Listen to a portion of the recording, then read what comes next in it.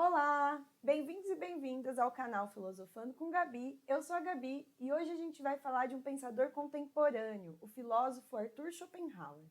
Conhece ele? Já ouviu falar? Se não ouviu, não tem problema, porque hoje eu vou te explicar o máximo que a gente puder tirar proveito desse pensador que é incrível. O Schopenhauer foi um filósofo alemão e a gente tem como base da filosofia dele a ideia de que a vida é dor e sofrimento. Por que dor e sofrimento? Porque ele é conhecido como um filósofo pessimista. Só que a gente pode olhar ele com um olhar mais realista do que só pessimista. Para entender o que ele pensou, é muito importante ter em mente primeiro o contexto histórico. Então vamos entender um pouquinho do lugar onde ele viveu, o que estava acontecendo naquele período. Então, o Schopenhauer, ele viveu no final do século XIX e ele vai perceber, então, a decadência, ou seja, a noção de que o ser humano sofre e que nem sempre o progresso vai ser um destino evidente da nossa experiência de vida. O que ele quer dizer com isso? Quando Schopenhauer observa o mundo que ele está vivendo um mundo pós-industrial.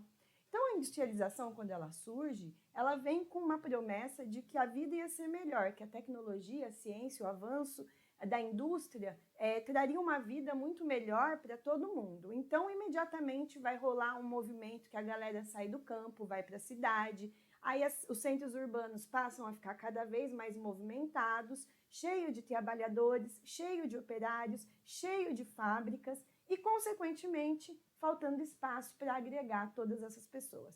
Então, não existia naquele período saneamento básico, não existia casa para todo mundo, o salário que a galera ganhava não permitia que eles conseguissem viver a vida de uma forma plena, né? Comer, beber, ter um lugar agradável para dormir.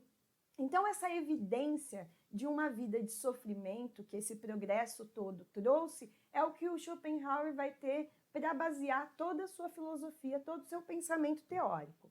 Então, ele diz o seguinte, né? Quando ele olha para essa miséria proveniente da industrialização, ele vai sacar que toda a promessa que tinha sido feita de uma vida melhor não se concretiza. Então, Schopenhauer escreve uma obra que chama O Mundo como Vontade e Representação. O que ele quer dizer com essa obra?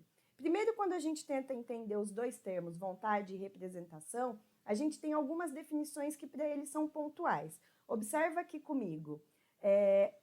Mundo como vontade e representação. A definição de vontade para o Schopenhauer é de que a vontade para ele, né, quando a gente pensa na vida humana, a nossa vida é apenas uma das expressões de vontade sobre o mundo. E ele diz que nenhuma felicidade duradoura pode ser alcançada nessa vida e que a felicidade se move como um pêndulo entre a dor e o aborrecimento. Super pesado isso, né? O que é a vida? A vida é dor e sofrimento. A felicidade, ela está transitando entre a dor e o sofrimento. Nossa, como ele era pessimista? Mais ou menos. Então, pensando que ele vinha desse contexto, ele vai dizer o seguinte: o que significa dizer que a vida humana é a única expressão da vontade? Porque eu sou uma pessoa, eu tenho desejos e vontades, e quando eu concretizo nesse mundo material. E você também. E todo ser humano faz isso. Só que, ao mesmo tempo, existe a natureza, existem os fenômenos, existe tudo acontecendo ao mesmo tempo. Então, muitas vezes, vontades alheias às nossas trombam nas nossas vontades.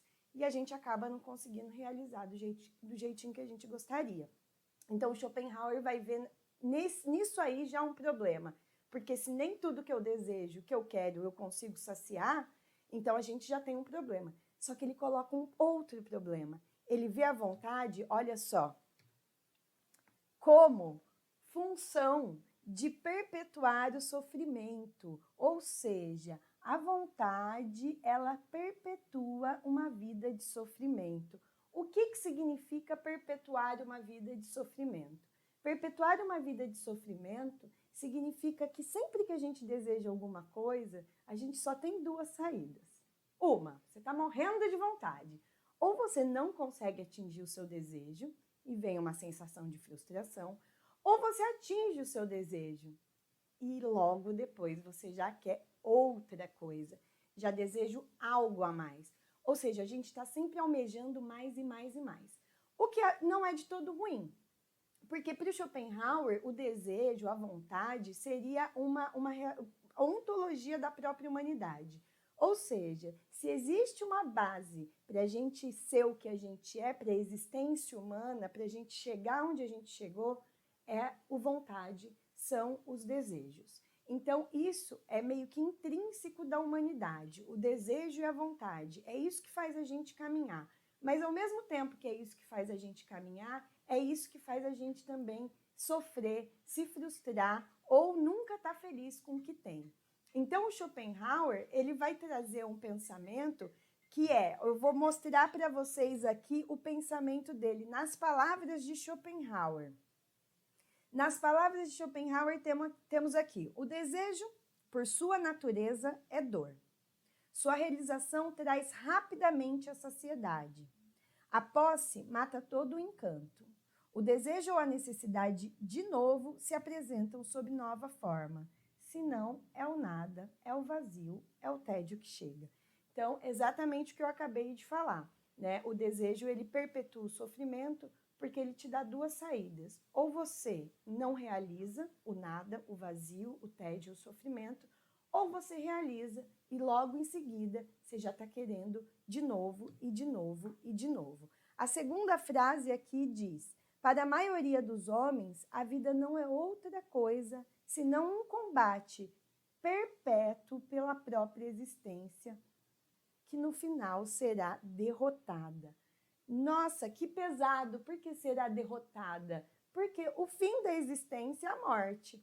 Então, a gente vai sempre lutar, a gente luta contra a morte. Se tem um medo que a humanidade tem, muitas vezes, é envelhecer, é morrer, e não tem como lutar contra isso. Então, o tempo todo que a gente fica tentando evitar a dor e o sofrimento, a gente está evitando a própria existência. É como se a gente estivesse jogando contra nós mesmos quando a gente fica evitando a dor e o sofrimento. Não que buscar o sofrimento seja algo válido ou ético, mas é importante entender que ele está conosco. Ele é dado, ele está aqui. Evitá-lo também não é uma coisa que é simples de fazer. Então, o Schopenhauer, ele vai trazer uma ideia de niilismo passivo. O que é um niilismo passivo? Ele fala que a felicidade não existe, ponto.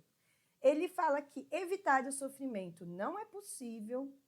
Ele diz que aquele que reflete sobre a estrutura do mundo sabe que a vida nunca vai ser boa, que temos que nos esforçar para encontrar os momentos de felicidade e que o esforço para encontrar a felicidade não é um esforço moral, mas é um esforço ético. Então, quando a gente pensa aqui nessa ideia de que a vida é dor e sofrimento e que o sofrimento não é evitável, significa entender que a gente precisa lidar com isso. E é interessante porque ele dá uma saída para isso, que vai ser a arte. Mas antes, eu vou falar só um pouquinho sobre o pessimismo do Schopenhauer. O que significa o pessimismo para ele? Que é algo bem negativo do ponto de vista humano. Mas para ele, o pessimismo é um filtro para a gente avaliar o sentido da existência. O pessimismo é um modo de ver o passado e o futuro sem um filtro poliânico que diz que a felicidade absoluta pode existir. E hoje em dia existe um sistema voltado para nos mostrar que a felicidade plena existe. E isso é ingenuidade. Então, o Schopenhauer é um filósofo que traz para a gente um pensamento de que a gente precisa trabalhar com a realidade. E a realidade é que, se a gente se projetar para o futuro e pensar como vai estar o mundo nos próximos anos, dificilmente a gente vai ter um pensamento, sendo lógico e racional, de que vai estar tudo flores. Então, trabalhar com a realidade é o que ele gostaria que a gente fizesse, sem ficar fantasiando. E a música, a arte, seria uma saída para a gente conseguir acalmar os nossos desejos e as nossas vontades. Então, vamos finalizar com essa frase aqui do Schopenhauer, que ele diz o seguinte: de modo algum a música é como as outras artes, reprodução das ideias, mas reprodução da própria vontade, cuja objetividade também são as ideias. Por isso, o efeito da música é tão ou mais poderoso e incisivo do que as outras artes, pois somente essas se referem à sombra e aquela se refere à essência.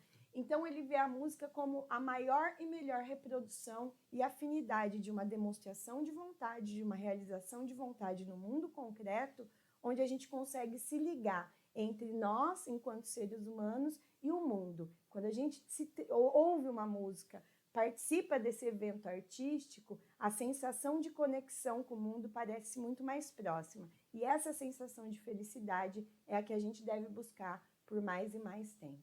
Gostou de Schopenhauer? Espero que tenha gostado. Para quem não me conhece, então, me siga lá no Instagram, se inscreve aqui no canal, deixa um like, que a gente pode conversar mais e mais, tá bom? Obrigada e até a próxima!